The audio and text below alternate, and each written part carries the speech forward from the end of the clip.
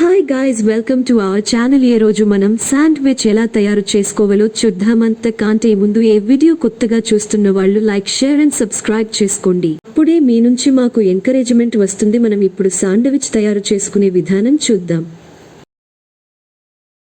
ముందుగా ఒక 10 మిరపకాయలు, 2 కట్టాల కొత్తిమీర తీసుకోవాలి. మిక్సీ పట్టుకొని 1 టీ స్పూన్ సాల్ట్ వేసుకోవాలి. దాన్ని మేము చూపిస్తున్న విధంగా పేస్ట్లా పట్టుకోవాలి.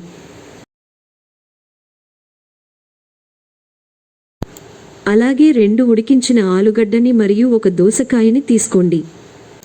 ఆ ఉడికించిన పొటాటోని మరియు దోసకాయని స్లైసెస్గా కట్ చేసుకోండి. మేము చూపిస్తున్న విధంగా సన్నగా కట్ చేసుకోండి. అలాగే 3 టొమాటోస్ని తీసుకోండి, వాటిని కూడా స్లైసెస్గా కట్ చేసుకోండి. ఇప్పుడు బ్రెడ్ని తీసుకొని దాని మీద బట్టర్ని అప్లై చేసుకోవాలి. ఈ సందేవికిలో బట్టర్ అనేది కంపల్సరీగా కావాలి. అలాగే మనం ముందుగా ప్రిపేర్ చేసుకున్న కొత్తిమీర అండ్ చిల్లీ పేస్ట్ని కూడా అప్లై చేసుకోవాలి. మేము చూపిస్తున్న విధంగా అప్లై చేసుకోండి.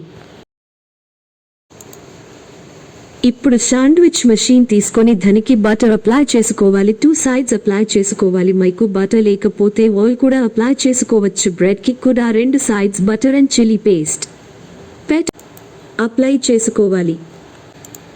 ఇప్పుడు మనం స్లైసెస్గా కట్ చేసుకున్న పొటాటోని దాని మీద మేము చూపిస్తున్న విధంగా పెట్టుకోవాలి. ఎలా ఒక 4 పీసెస్ పొటాటో స్లైసెస్ పెట్టుకున్న తర్వాత టమాటో స్లైసెస్ని కూడా పెట్టుకోవాలి.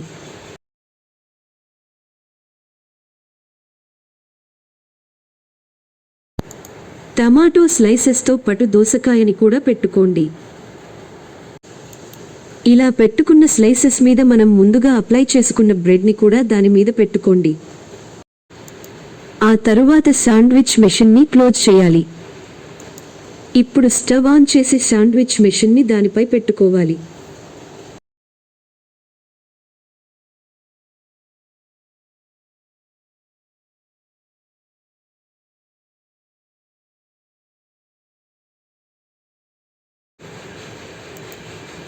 అలా 1 మినిట్కి ఒక్కసారి అటు ఇటు తిప్పుతూ ఉండాలి. అలాగే ఫైర్ అనేది లో ఫ్లేమ్లో పెట్టుకోవాలి. ఒక 5 మినిట్స్ తరువాత మనకి కావాల్సిన శాండ్విచ్ రెడీ.